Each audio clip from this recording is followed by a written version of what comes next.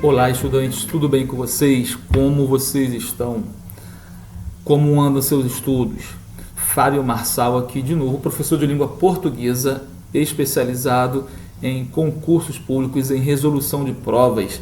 E hoje a prova que a gente vai resolver é uma prova de língua portuguesa da Prefeitura de Conceição de Macabu, Banca Gualimpe.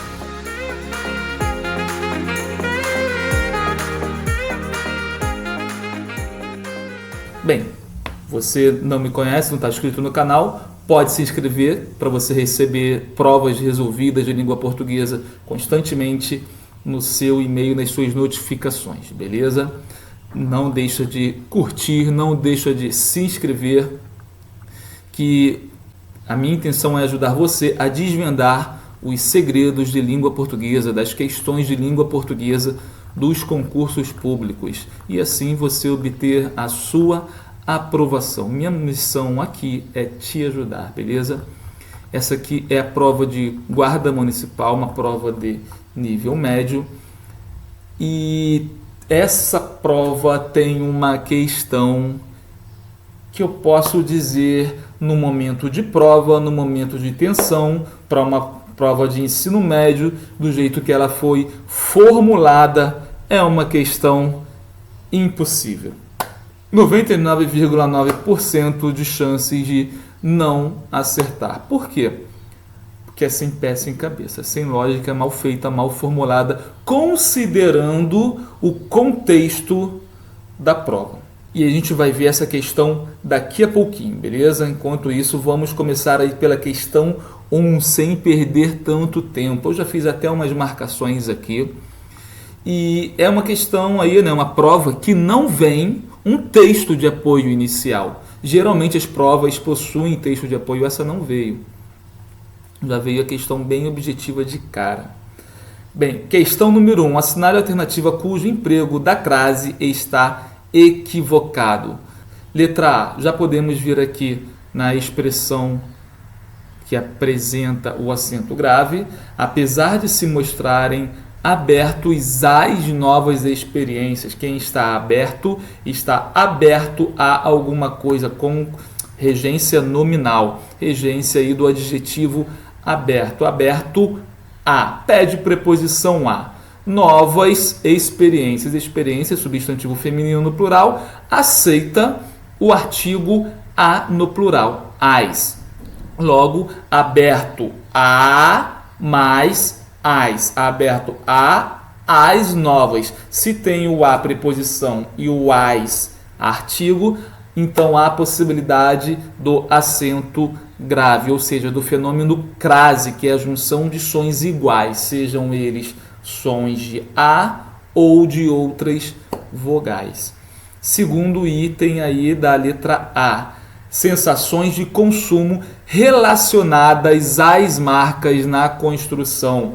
Sensações, experiências e sensações relacionadas às. Relacionadas também um adjetivo, regência nominal do adjetivo, que é relacionado a alguma coisa. Que coisa? Substantivo marcas. Substantivo feminino no plural também aceita o artigo feminino a no plural as. Relacionado a mais as, o mesmo fenômeno do aberto a mais as. Então também obrigatoriedade ou possibilidade do acento grave. No caso, obrigatoriedade havendo o artigo as. Se não houver o artigo as, eu não quiser colocar o artigo as, eu fico apenas com a preposição a, relacionadas a marcas na construção, no singular, sinal de que só tem a preposição a, ou abertos a novas experiências, beleza? Então são duas opções de construção, sem acento grave, com a preposição apenas a, ou as, que é a junção preposição a mais artigo as, e aí com acento grave, mostrando a união do a mais o as. Letra B. A geração Y cresceu frente à tecnologia. Locução prepositiva termina em preposição a, Tecnologia, substantivo feminino, aceita o artigo a. Logo, junção da preposição a com a possibilidade do artigo a antecedendo o substantivo tecnologia. A mais a com acento grave. Letra C, então aí letra B, beleza, correto o uso do acento grave. Letra C, até a chegada das mídias digitais. E aí muita gente pode pensar, até a preposição, eu não posso usar duas preposições juntas. Correto, porém o até é uma exceção, é facultativo o uso do acento grave após a preposição até. Então aí também está correto o uso do acento grave, beleza? E agora a letra D. Diz respeito à locução prepositiva terminada em a. Locução prepositiva terminada em a, seguida de um substantivo feminino, forma. Se é substantivo feminino, é aceitável o uso do artigo a. Respeito a mais a, também correta a possibilidade do uso do acento grave. No caso aí, né, obrigatoriedade, já que forma está no singular. Respeito a forma. Então, acento grave corretamente usado. Então, estão todos os usos corretos, é isso mesmo? Ele pede, assinale a alternativa cujo emprego da crase está equivocado, ou seja, está incorreto. Sim, todas estão corretas. Ué, mas qual a resposta então? Questão anulada. Essa questão aí foi anulada dessa prova, beleza? Número 2. Leia o poema Nevoeiro de Fernando Pessoa e identifique em qual dos versos o termo em destaque se classifica como pronome relativo. O que é pronome relativo? É aquele pronome que faz referência ao substantivo anterior, não necessariamente imediatamente anterior, mas um substantivo anterior, levando aquele substantivo, aquela palavra, para a seguinte oração, a oração à qual o pronome relativo pertence. Lembrando que o pronome relativo é um conector, é um conectivo, ele separa orações. Ele inicia, introduz uma outra oração. Logo, ele tem a função sintática pertencente à segunda oração. Ele apenas carrega a ideia do substantivo da outra oração, substantivo que veio anteriormente. E aí, na letra A, que a Portugal a entristecer. E vamos ver aqui qual é a função desse que, se ele realmente é um pronome relativo. Nem rei, nem lei, nem paz, nem guerra, define com perfil e ser este fulgor baço da terra, que é Portugal entristecer. Para eu saber se o que é pronome relativo, eu troco por o qual e variações, o qual, a qual, os quais e as quais. Este fulgor baço da terra, o qual é Portugal. Ou seja, Portugal é sujeito, verbo de ligação, e aí tem essa função aqui do que de predicativo do sujeito, retomando o substantivo anterior, baço, baço da terra. Portugal é baço da terra. Beleza? Então aqui o que faz papel sim de pronome relativo. Segundo item, segundo que ninguém sabe que coisa quer. Quando o que ele não é trocado por o qual e variações, mas trocado por isto e variações, isto, disto, nisto, temos assim então uma conjunção integrante. Repare o seguinte, ninguém sabe, não é ninguém sabe o qual, ninguém sabe isto, ninguém sabe que coisa quer, ninguém sabe isto. Eu troco essa oração seguinte inteira pelo pronome indefinido isto, pelo pronome demonstrativo isto. Então, isso caracteriza a conjunção integrante e não o pronome relativo. Ninguém conhece que alma tem, ninguém conhece isto. Nem o que é mal, nem o que é bom. Que ânsia distante perto chora? Qual ânsia distante perto chora? Esse aqui eu consigo trocar por qual, não o qual nem a qual, só qual, apenas qual. E está numa frase, né, interrogativa, numa interrogativa direta. Logo, isso aqui se caracteriza como um pronome interrogativo. Então, opções aí. Primeiro, que é Portugal entristecer, pronome relativo. Segundo, que ninguém sabe que coisa quer, conjunção integrante. Terceiro, que ninguém conhece que alma tem, ninguém conhece isto, também conjunção integrante. E quarto, que ânsia distante perto chora. Qual ânsia distante perto chora, pronome interrogativo? Resposta, então, letra beleza? O que ele quer é justamente isso, o que foi usado como pronome relativo. Número 3. Em qual dos enunciados abaixo o pronome pessoal cumpre sintaticamente a função de objeto indireto na frase? Lembrando que quando se fala em função sintática, não se fala em classes gramaticais, não se fala em substantivo, artigo, adjetivo, numeral, pronome, verbo, advérbio, preposição, conjunção e interjeição. É essencial saber essa diferença entre classes gramaticais, que é a morfologia, e funções sintáticas: sujeito, predicado, predicativo, complemento nominal, objeto direto, objeto indireto, agente da passiva, adjunto de nominal, adjunto adverbial, aposto vocativo. Beleza? Então, primeira coisa que você tem que fazer para estudar língua portuguesa: classes gramaticais é uma coisa, função sintática outra, memorizar a nomenclatura, memorizar as preposições, que são bem importantes, e aí sim você já consegue iniciar a análise sintática, a partir do momento que você sabe essa diferenciação. Objeto indireto. O que é objeto indireto? É o complemento do verbo regido por preposição. Ou seja, o objeto está indiretamente ligado ao verbo. Por que indiretamente? Tem uma preposição ali no meio, entre aspas, atrapalhando. Então, vamos ver qual complemento apresenta preposição. A reunião foi terrível, fizeram-nos esperar. Essa aqui é uma estrutura característica de sujeito como pronome, quer dizer, de pronome oblíquo átono como sujeito. É uma construção bem específica em que aparecem os verbos causativos ou sensitivos, deixar, fazer, sendo associado a um verbo no infinitivo que vem depois. Fizeram alguém esperar, fizeram-nos esperar, fizeram, é como se tivesse aqui um nós esperarmos. Aqui devia ter um R, fizeram-nos esperarmos por horas até que o diretor pudesse nos receber, ou fizeram-nos esperar. Esse nos aqui então exerce a função sintática de sujeito do verbo no infinitivo. Mais um erro aqui, erro de grafia na questão 3. É uma prova bem mal feita, bem mal formulada. Então, mas Fábio, quem faz alguma coisa, fizeram alguma coisa. Esse alguma coisa não é o nos, mesmo se eu considerasse o nos como objeto, ele seria objeto direto. Fiz alguma coisa. E de qualquer forma, objeto direto aqui é a oração inteira, uma oração subordinada, substantiva, objetiva, direta, reduzida de infinitivo, que deveria ser infinitivo aqui, né? Fizeram-nos esperarmos. Então, não é objeto indireto. Esse nos é sujeito. Letra B. A professora disse que essa é a última chance que ela lhe oferece.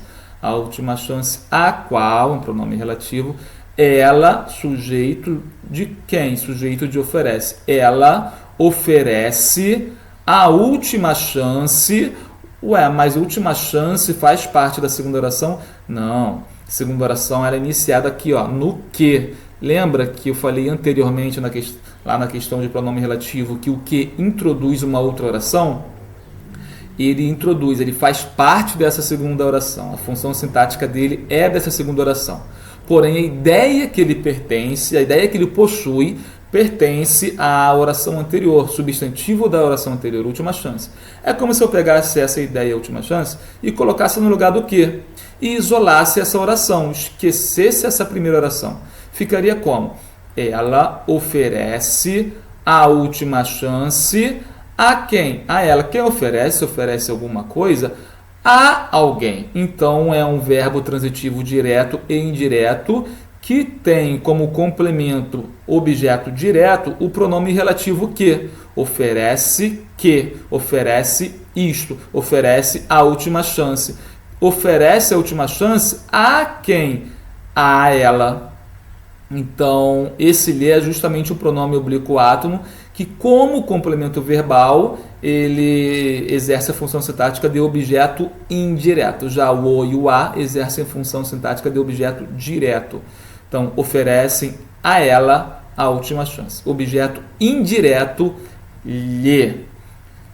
Então, a resposta é a letra B. Letra C. Caso eu decida ir à biblioteca mais tarde, me avise para que eu possa ir contigo. Quem vai a algum lugar. Vai à biblioteca com alguém contigo. Adjunto adverbial de companhia. Letra D de dado. Não se esqueça de assinar todos os documentos. Temos de entregá-los amanhã. Entregar o quê? Entregar os documentos. Os documentos estão sendo retomados pelo LOIS, é um pronome oblíquo átono, fazendo aí uma função anafórica de retomada da ideia anterior.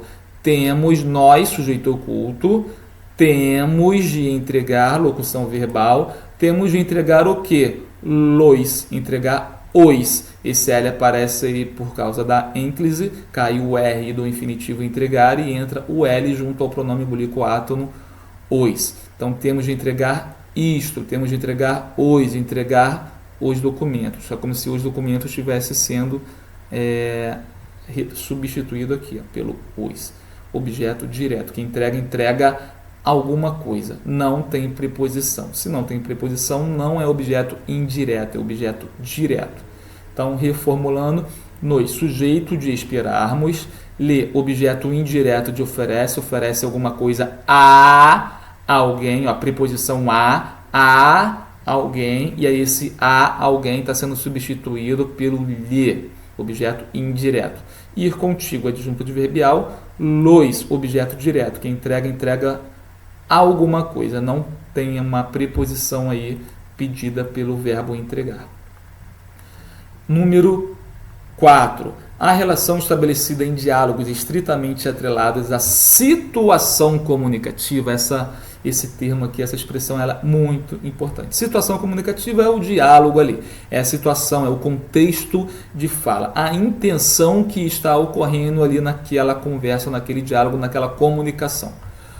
Com a finalidade de verificar, ou seja, de confirmar, de ter a certeza, de checar se a mensagem que está sendo transmitida é de fato assimilada, ou seja, entendida, compreendida, recebida pelo enunciatário. Quem é enunciatário? É quem recebe a mensagem. Enunciador é quem emite, enunciatário é quem recebe. Então repare que esse enunciado ele tem várias palavras, expressões, termos específicos, né, técnicos aí que levam uma confusão, talvez uma dificuldade de entender o que ele quer, o que ele está dizendo. E aí parece que a questão é muito difícil. Não é difícil. Assimilada pelo enunciatário, ou seja, pelo receptor, quem recebe. Eu deixei uma observação aqui que diz o seguinte, ó, a ênfase da função fática ela está no canal, não no sentido apenas de receber, de verificar a recepção correta, mas também no sentido de manter a conexão da comunicação, manter a interação do discurso, do diálogo. E ele não traz essa questão da conexão, da interação, do manter o diálogo, manter a conexão aqui nesse conceito. Ele só traz o seguinte, ó, para verificar se está sendo transmitida, se a mensagem transmitida está sendo assimilada pelo enunciatário do discurso. Isso representa a função fática da linguagem. A função fática é aquela função em que o foco está no canal, ou seja, na verificação do contato, da conexão entre os falantes, entre o enunciador e o enunciatário.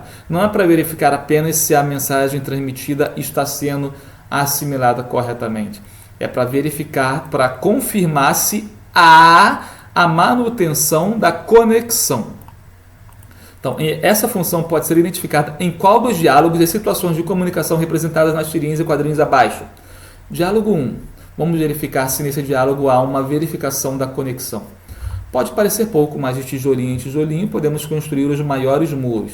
Aí, interrompido muros, não. Podemos construir pontes. Aqui ele apenas interrompe da opinião dele. Ele não testa o canal, ele não verifica se há uma conexão. Diálogo 2. Queria saber a previsão do tempo. Então, interrompido pelo adulto. Quer saber se vai dar sol ou chuva? Não, se você vai ter tempo para mim no final de semana.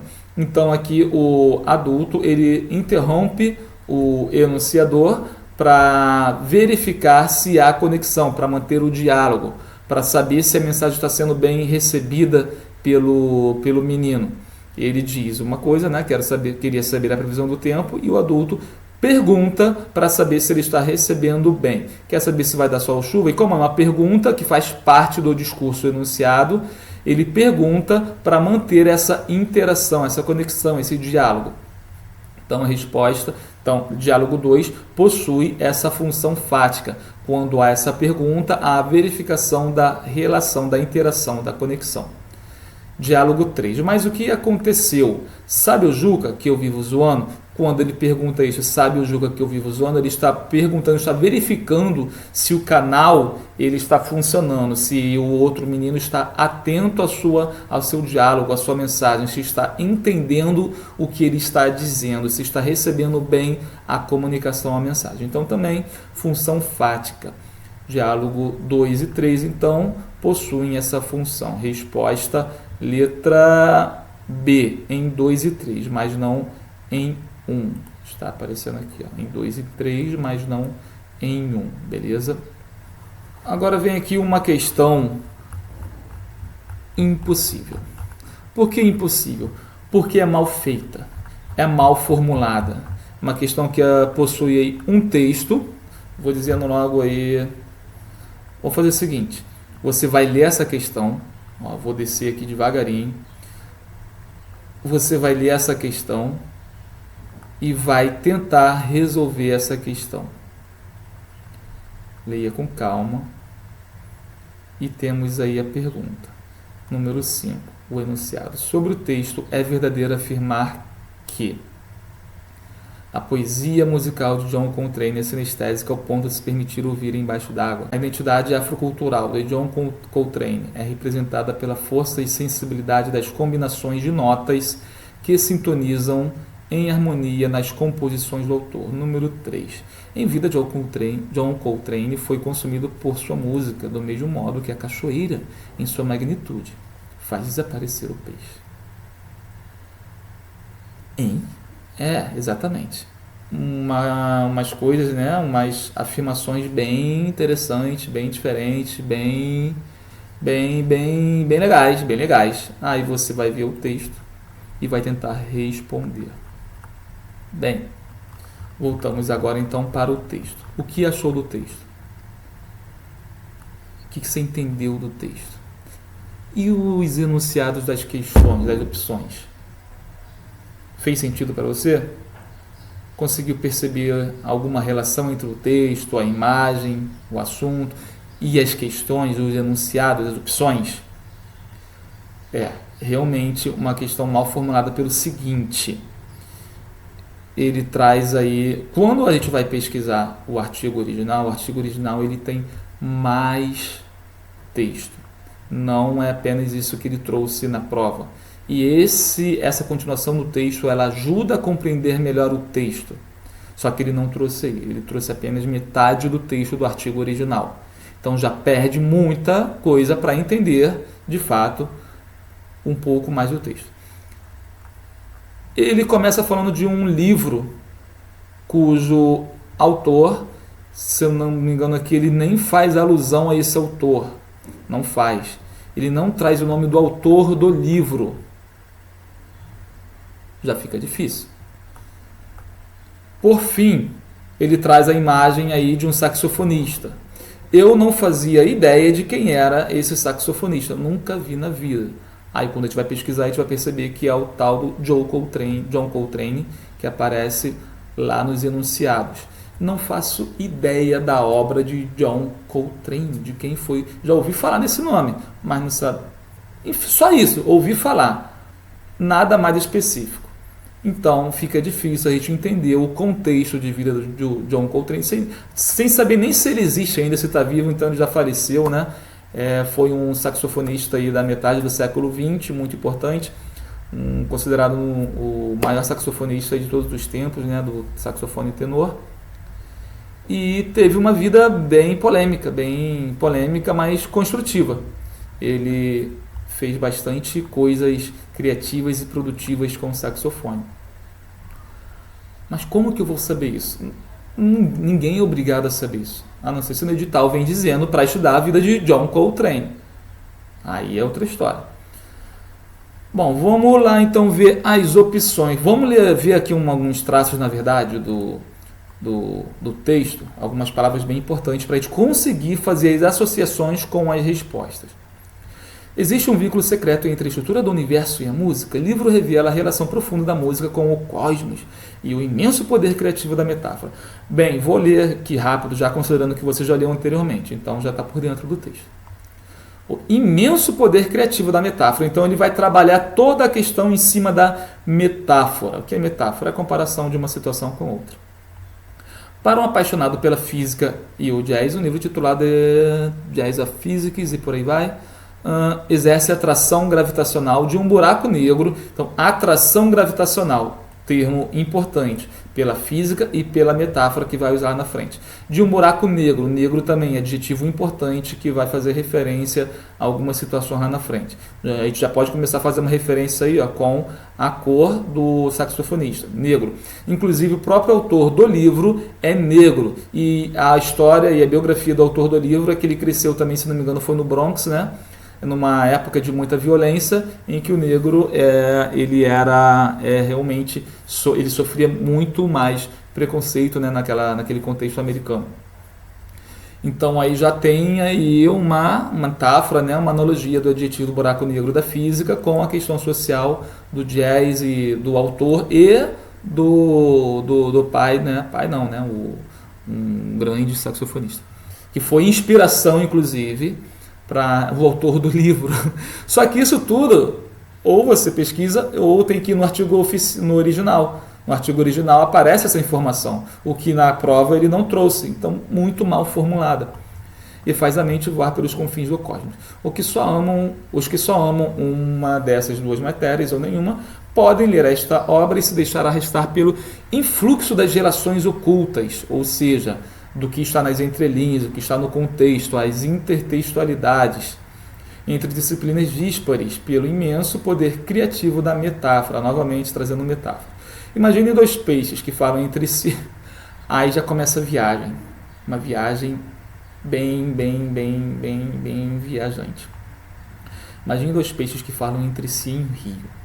Dois peixes no rio conversando, seguindo o fluxo do rio, perto do precipício de uma cachoeira. Aí tem uma cachoeira aqui. Suas mensagens viajam à velocidade do som da água. Olha o que tem que saber de contexto aí da física também.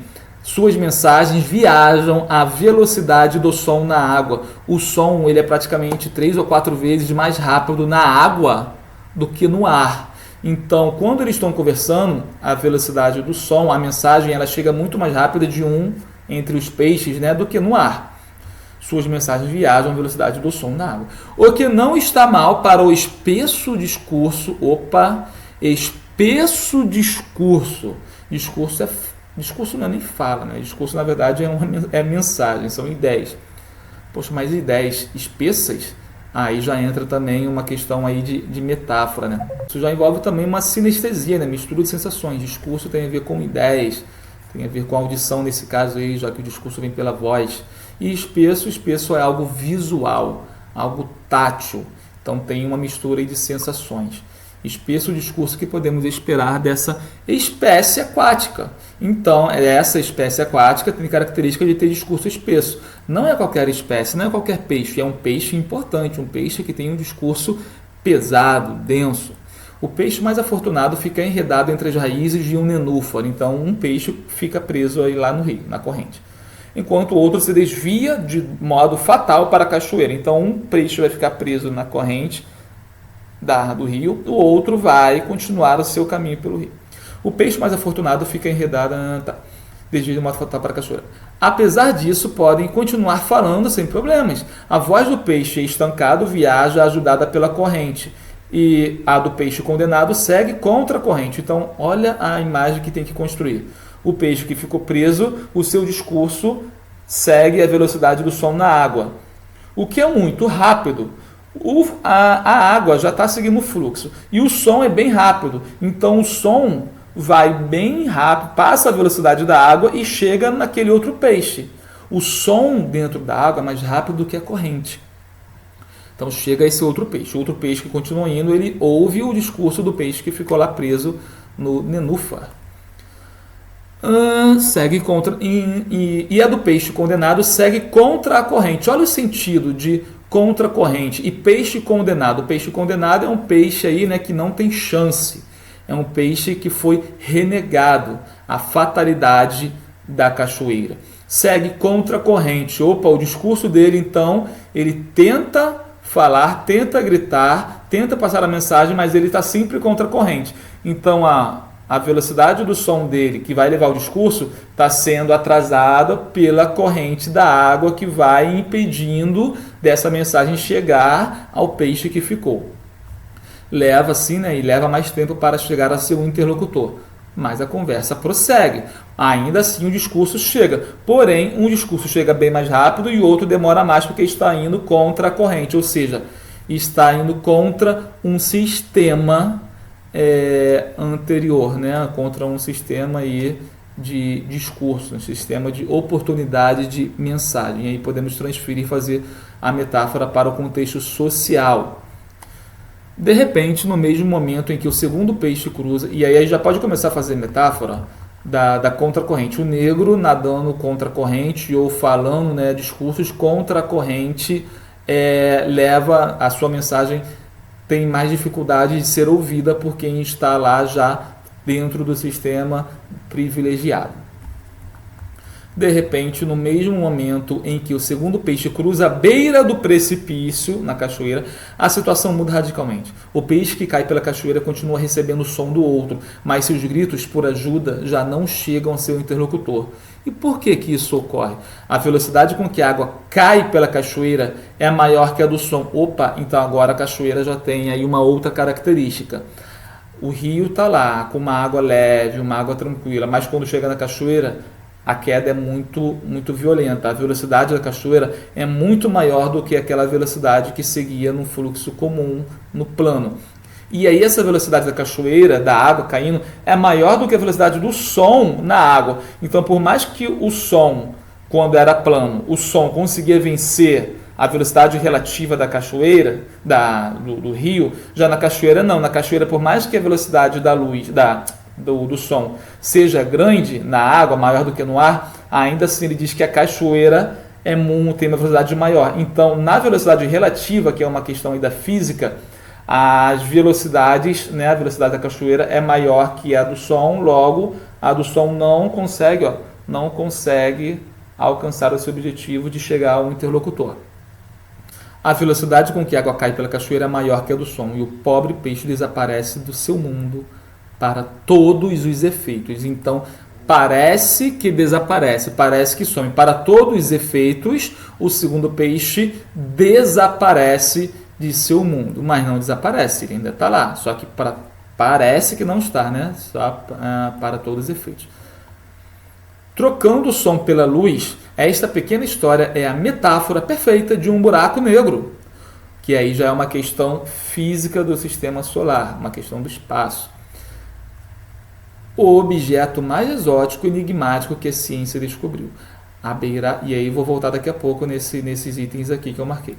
A beirada da cachoeira representa o horizonte de eventos do buraco negro, a fronteira a partir da qual qualquer coisa, peixe ou astronauta, seja no peixe, seja na questão física da nossa realidade, da cachoeira, que tem um peixe, seja do astronauta no sistema solar, matéria ou energia, cai com tal velocidade para a atração gravitacional fatal do buraco negro que não pode escapar dele, nem sequer a luz pode escapar, daí chamar negro. Então aí ele explica o que é um buraco negro. Suga tudo, tem uma força gravitacional imensa que suga tudo, até a luz. E a luz é muito rápida, mas ainda assim a força gravitacional do buraco negro é maior do que a luz, ou seja, maior do que, lembra lá no som na cachoeira, tem uma força gravitacional ali tão grande na cachoeira que é maior do que a velocidade do som na água. Agora vamos falar um pouco dessas metáforas dentro desse texto. Trocando o som pela luz, mudando aí de perspectiva. Esta pequena história é a metáfora, novamente metáfora, falando aí de comparação, né, perfeita de um buraco negro, ou seja, algo que tem uma força muito grande. O objeto mais exótico e enigmático que a ciência descobriu. Então, aí ele traz um adjetivo, podemos fazer referência aí com a questão identitária do negro. O negro, um objeto ou um ser mais exótico e enigmático que a ciência descobriu. Então, ele está elevando aí, né, o negro como algo bem específico, algo de bastante valor. A beirada da cachoeira representa o horizonte de eventos, entre aspas. E aí esse horizonte de eventos aí no sistema solar são as situações físicas que tem lá naquele contexto. Já aí na cachoeira, o horizonte de eventos é quando a água deixa, né, o plano e já começa a ganhar em uma outra dinâmica. Já no contexto social, dentro da metáfora, horizonte de eventos, eventos sociais, discriminação, falta de oportunidade, preconceito. Então tem aí, né, uma violência sofrida. Esses são os eventos dentro dessa metáfora social. A fronteira, novamente, fronteira, outra palavra aí que é bem forte no contexto social. Fronteira é aquilo que divide, aquilo que separa. Então existe uma fronteira entre o negro, naquela época, né, e entre o branco, o mundo do negro e o mundo do branco, a partir da qual qualquer coisa, peixe ou astronauta, e aí dentro daqueles dois contextos, do rio e do sistema solar, matéria ou energia, e matéria que a gente pode trazer já para a metáfora de energia, né? Energia da pessoa, energia do negro, energia da mensagem, cai com tal velocidade para a atração gravitacional fatal do buraco negro. Então, aqui tem outras duas formas, né, de ver essa metáfora. A atração gravitacional fatal do buraco negro, no sentido de que o negro ele atrai para si, o negro ele é forte, ele tem poder, ele tem força, e um buraco negro no sentido de que a vida do negro, né, o contexto negro é um buraco que tudo se perde nele, tudo some, tudo é destruído, nada tem chance de viver, né? Não existe vida ali que não pode escapar dele. No caso aí fazendo essa alusão, né, à força desse contexto social ou da identidade do negro. Nem sequer a luz pode escapar, daí se chamar negro. E aí, daí se chamar negro, ele finaliza de uma forma bem forte. Por isso que se chama negro. Por quê? Porque a luz não pode escapar no sentido de que o negro é forte, ele tem a luz em si, ele não perde a sua luz. Uma questão aí de valorização da identidade do negro. Ou a luz não pode escapar dele, daí se chamar negro. Ou seja, nada sai dele, ele não tem chance de fazer nada na sociedade, não tem chance de ser quem ele é. Tudo se resume só àquele mundo ali, ele não tem chance de remar contra a maré, de conseguir levar o seu discurso ao outro. Então temos aí duas metáforas, uma metáfora de derrota e uma metáfora de valor. Complicado? Muito, muito. É uma questão que dentro do contexto de concurso público de ensino médio é uma abstração absurda, é uma abstração muito grande e precisa de um contexto muito grande. Não só o contexto do John Coltrane, mas o contexto aí da física, saber a velocidade da luz na água, até porque física não é pedido no concurso para guarda municipal. Música não é pedido. O John Coltrane não é pedido necessariamente essa questão histórica, questão cultural, social cultural dos Estados Unidos, de um saxofonista americano lá da metade do século XX. Não tem que saber isso, não é obrigatório, não está nem no currículo. Claro, um enriquecimento cultural pode saber? Pode, mas não faz parte do currículo nacional brasileiro. É algo que vai além disso.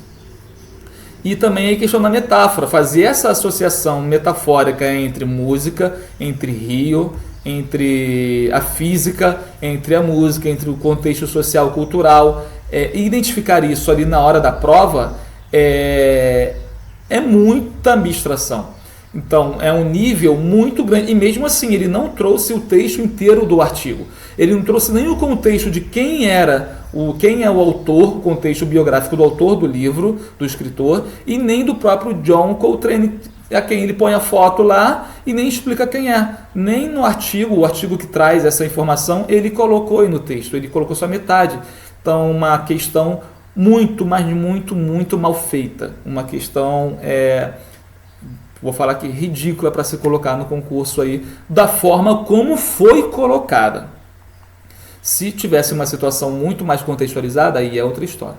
Então vamos lá. Opção número 1. A poesia musical do John Coltrane é sinestésica ao ponto de se permitir ouvir embaixo d'água. Fiz aqui algumas anotações dentro dessas palavras. A poesia musical. O que é poesia? Poesia nada mais é do que a beleza da mensagem, os recursos linguísticos, poéticos, emocionais, sentimentais da mensagem. Então, repara, não é a música necessariamente, é poesia musical, é a mensagem, o discurso, a beleza, o encanto, a beleza da mensagem em forma de som harmônico, ou seja, em forma de música. A poesia musical, a mensagem, ó, lembra? O discurso espesso, lá do peixe, que não é qualquer peixe, é uma espécie específica. Tá aqui, ó. O que não está mal para o espesso discurso, a poesia discursiva, o discurso, a poesia musical, que podemos esperar dessa espécie aquática. Essa espécie aquática não é um peixe qualquer. Dentro desse contexto que nós trouxemos, é o negro que faz a música, é o John Coltrane, foi inspiração do escritor do livro. Não é qualquer pessoa, não é qualquer peixe. Então, a poesia musical de John Coltrane, só que a gente não sabe nem quem é John Coltrane dentro desse texto. Ele não trouxe, não explicou quem era. É sinestésica, John Coltrane, dessa espécie aquática. É sinestésica. Por que sinestésica? Porque fala a todos os sentidos. E lembra lá, discurso espesso, discurso, ideias, sons, no caso lá do Rio. Espesso, algo físico, algo visual. Então, mistura de sensações, ao ponto de se permitir ouvir embaixo d'água. E por que se ouve embaixo d'água? Porque debaixo d'água o som, a mensagem, mesmo sendo espessa e pesada, importante, não é qualquer mensagem, ela é rápida, ela é objetiva, ela atinge o seu propósito. Não é apenas fora d'água, mesmo dentro d'água, em qualquer situação, em qualquer mundo, a música dele ou a poesia é tão forte que atinge todos os sentidos do ser humano. Passa os limites do normal, do natural, do simples, do senso comum. Ou seja, a gente não vai ouvir uma música dentro d'água. Porém, dentro dessa metáfora do peixe, foge ao senso comum. Como assim? Ouvir até debaixo d'água. Do cotidiano, né? Invade outros mundos, outras realidades, alcança todos os seres. Não se tem para onde escapar dela. Por quê? Porque é rápida e pesada. Bom, então aí é verdadeiro afirmar que a poesia musical do John Coltrane é sinestésica a ponto de se permitir ouvir embaixo d'água. Dentro dessa análise de metáfora identificada lá no texto, com base em todo o contexto que não foi dado por ele, sim, podemos afirmar que A1 pertence à possibilidade metafórica do texto em questão. Questão número 2. A identidade afrocultural de John Coltrane é representada pela força e sensibilidade das combinações de notas que se sintonizam em harmonia nas composições do autor.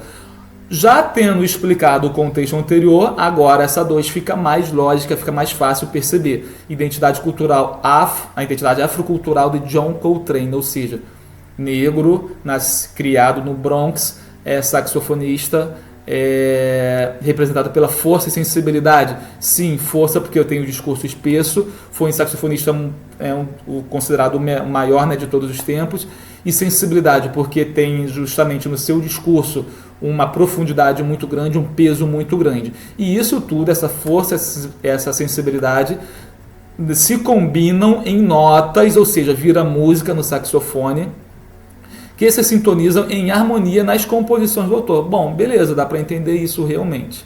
Então, fazendo a analogia lá metafórica, né? A identidade afrocultural de John Coltrane é representada pela força, representada pela cachoeira caindo pelo buraco negro, ou seja, pela força do negro. E sensibilidade, luz e voz. Luz é algo sensível, né? É perceptível pela visão. E luz é algo leve, ou seja, o negro, lembra que por isso se chama negro, porque atrai tudo, atrai até a luz. Então ele tem a luz em si, logo ele é sensível, tem algo sensível dentro de si. Voz do peixe, também sensibilidade aí, a voz do peixe, porque leva um discurso espesso, um discurso importante, um discurso que emociona. Então, número 2, opção 2, possível haver essa metáfora. Em vida, a realidade, John Coltrane foi consumido por sua música do mesmo modo que a cachoeira, em sua magnitude, faz desaparecer o peixe. Opa, consumido? Não, ele foi produtivo e foi criativo, ele não foi consumido, ele não se perdeu pela música, pelo contrário, até o fim da vida dele, pelo menos até onde a gente sabe, ele teve uma produção bem intensa. Tiveram lá algumas questões que levaram ele para outro caminho em relação à mensagem, em relação aos objetivos dele de produzir música, mas ele foi produtivo de qualquer forma, produtivo, criativo. Já a questão do desaparecer, lembra daquela frase do texto que traz para todos os efeitos? O pobre peixe desaparece de seu mundo para todos os efeitos. Só que ele desapareceu? Não desapareceu. John Coltrane não desapareceu. Pelo contrário, até hoje ele está aí, ele é influência. Foi influência para Jimi Hendrix, foi influência para vários músicos que vieram depois. Ele pode não ser visto, mas ele é ouvido socialmente até hoje. Então, opções aí 1 e 2 verdadeiras. Uma viagem de questão, beleza? Então, por isso eu considerei essa questão impossível de ser feita. Por quê? Não por ser difícil, mas por ser mal formulada, mal contextualizada. Opção número 6, questão número 6. Assinale a alternativa que no texto cumpra o papel de complemento nominal. Agora já fica um pouco mais fácil as questões. Ainda assim, essa questão foi mal formulada por quê? Do precipício, ela aparece em duas expressões do texto. Perto do precipício e cruza a beira do precipício. A qual que ele está se referindo? A gente só vai conseguir ter certeza ou poder definir ou supor a qual ele se refere quando nós verificamos as outras opções. Por quê? Porque a gente vai ver que as outras opções são bem impossíveis de serem complemento nominal. Poder criativo da metáfora. Qual é o contexto linguístico? Se deixar arrastar pelo imenso poder criativo da metáfora. Se deixar arrastar por quem? Pelo imenso. Isso aqui é um agente da passiva. O imenso poder criativo arrasta. Ele se deixa ser arrastado pelo imenso poder criativo. Existe aqui uma voz passiva analítica dentro de uma locução verbal, dentro de uma outra estrutura de frase. Também é bem complexa essa estrutura. Mas dá para perceber que pelo imenso poder criativo está ligado a arrastar, está ligado a verbo. E complemento nominal não se liga a verbo. Complemento nominal se liga a adjetivo, a substantivo abstrato e a advérbio. São os 3 itens. O adjunto adnominal não. O adjunto adnominal se liga apenas a substantivo, podendo ser concreto ou abstrato. Letra C. A velocidade do som na água. Suas mensagens viajam à velocidade do som na água. Suas mensagens sujeito, viajam verbo, viajam como? A velocidade do som na água. Adjunto adverbial de modo. Então, aqui também está ligado a verbo, não está ligado a adjetivo, a advérbio ou a substantivo abstrato. Então, não é complemento nominal de jeito nenhum. Letra D. A atração gravitacional fatal do buraco negro. Qualquer coisa, sujeito, qualquer coisa, verbo, cai. Qualquer coisa cai como? Com tal velocidade para a atração. Isso aqui é adjunto adverbial de modo, né? Tem uma oração adverbial que vem depois, consecutiva. E cai aonde? Ou para onde? Cai para a atração gravitacional fatal do buraco negro. É o local para onde cai. Então, eu posso dizer cair para dentro do buraco. Então, esse para a atração gravitacional fatal do buraco negro é adjunto adverbial de lugar do verbo cair. Também, então, está ligado ao verbo. Não podemos, assim, ser complemento nominal.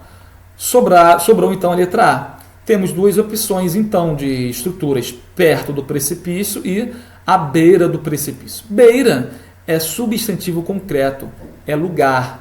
Quando eu digo estou na beira do precipício, fisicamente falando, eu estou na beirada, né? Estou no limite, estou num pedaço de chão ou de solo que logo depois já não tem mais. Então, é um local físico, substantivo concreto. Se é substantivo concreto, o termo preposicionado ligado a ele é adjunto adnominal, não pode ser complemento nominal. Por quê? Porque complemento nominal só se liga a substantivo abstrato. Logo, não haveria, se eu considerar essa estrutura como pertencente aqui na letra A, não haveria complemento nominal em nenhuma delas. Logo, eu vou ter que considerar a outra estrutura que possui o termo do precipício.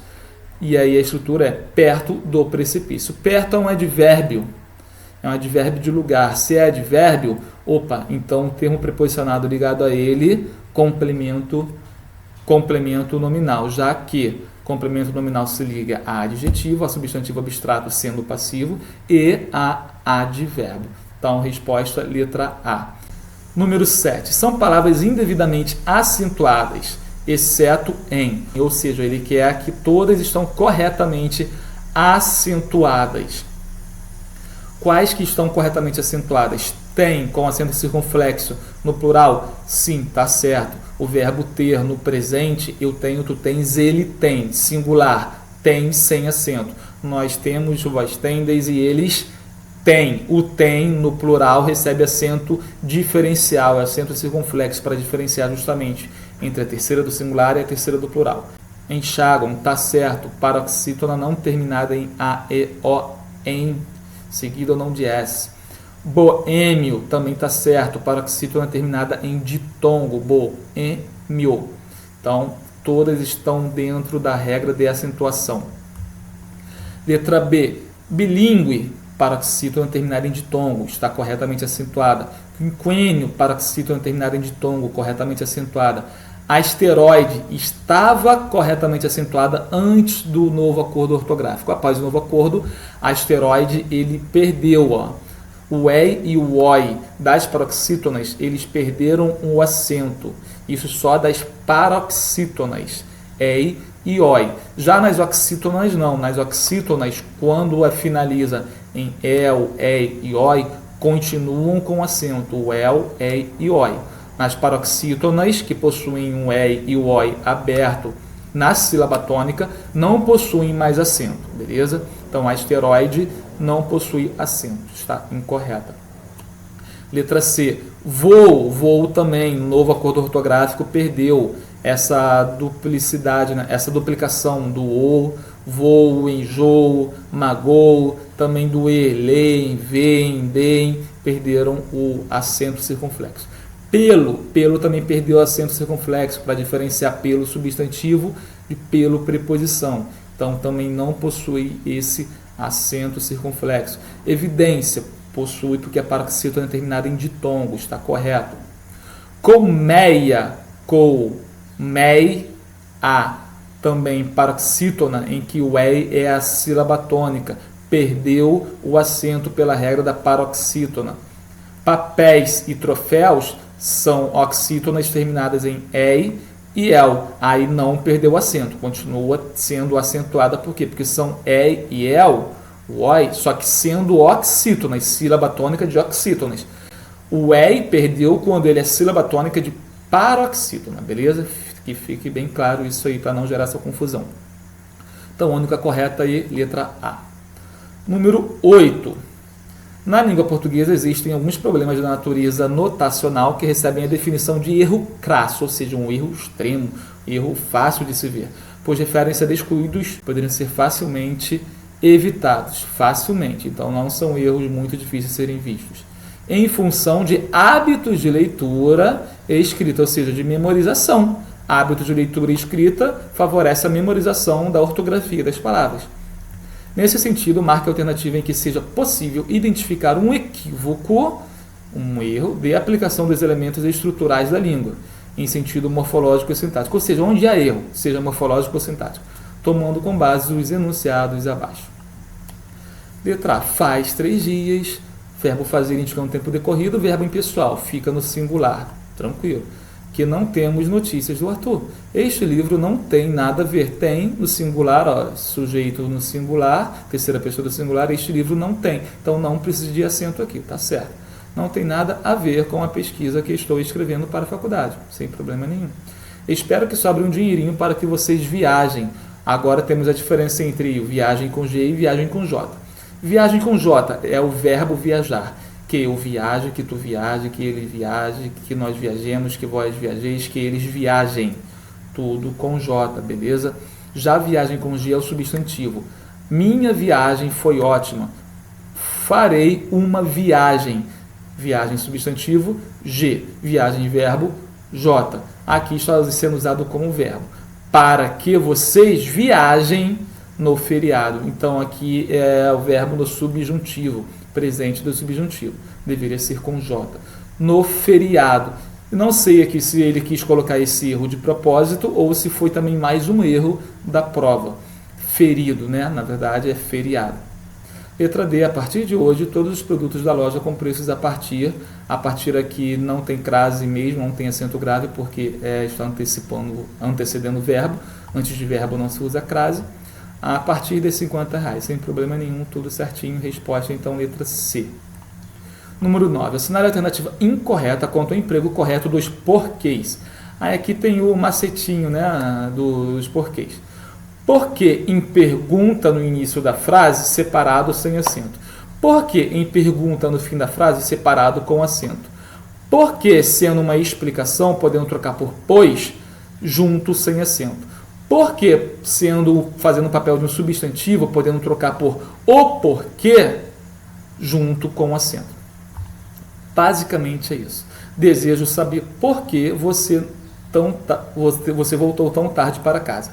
No início da frase, pergunta, então separado sem acento. Será deselegante se você perguntar novamente por quê. Porque final da frase, gerando uma dúvida aí, né? Uma interrogativa indireta. Então, separado com acento. Vim até aqui porque não consegui telefonar. Vim até aqui pois não consegui telefonar. Se dá para trocar por pois, é porque é uma conjunção explicativa. Logo, junto e sem acento. Todos sabem o porquê de seu medo. Todos sabem o substantivo de seu medo. O motivo de seu medo. Então, consigo trocar porquê por motivo. Troco porquê por substantivo. Logo, é junto e com acento. Tá certinho. Questão, então, incorreta é a letra C. Número 10, finalizando. Indique a alternativa correta no que se refere à concordância nominal de acordo com a norma culta. A alternativa correta. Então, 3 estão erradas, apenas uma está correta. A noiva está meia nervosa. Bem, meia aqui está fazendo o quê? Intensificando o adjetivo. A noiva está pouco nervosa e está meio nervosa. No caso de uma intensificação de um adjetivo, esse meia ele tem a função de advérbio. Se é advérbio, ele é invariável. Se é invariável, não deve ir para o feminino, concordando com nervosa. Ele vai ficar no masculino, meio nervosa, porque aí já entra o advérbio meio. Letra B. Pedi meia cerveja. Opa, tá certo. Pedi metade da cerveja. Cerveja é substantivo. Meia aqui está fazendo papel de numeral, de quantificar a cerveja, metade. Se é numeral, é classe gramatical variável. Então pode variar concordando com o substantivo ao qual se refere. Cerveja. Pedi meia cerveja e meio porção de polentas. Calma aí, porção é substantivo feminino. A porção, uma porção. Então, meio aqui, ele deve concordar com porção. Por quê? Porque meio também significa metade. É numeral. Se é numeral, é classe gramatical variável. Então, varia de acordo com o substantivo ao qual ele quantifica, aquele quantifica. Meia porção, é como se falasse meia hora. Seguem anexas as documentações requeridas. E aí? Tá certinho? Tá certinho. Por quê? Anexo, ele é um adjetivo que concorda com o substantivo ao qual se refere. Documentações é o substantivo feminino no plural. Logo, anexas também vai para o feminino plural. E se fossem documentos, seguem anexos os documentos requeridos. Em anexo é invariável. Seguem em anexo as documentações requeridas. Letra D. Em certos momentos é necessária atenção. Nesse caso aqui, é necessária, se tiver um determinante, o adjetivo vai concordar com esse determinante. A atenção é necessária, nossa atenção é necessária. Agora, se não tiver determinante, como ocorre aqui, aí o necessária vai ficar invariável, vai ficar no singular e masculino. Atenção é necessário. Nossa atenção é necessária. Nossas atenções são necessárias. Beleza? Alternativa correta. Letra C. Seguem anexas às documentações requeridas. Beleza? Então, ó, se você gostou, se inscreve no canal, se inscreve mesmo aí para receber essas correções. Se te ajudou, compartilha esse vídeo.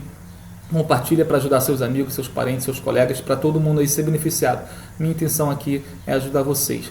Beleza? Então, grande abraço, Deus abençoe vocês e um ótimo estudo.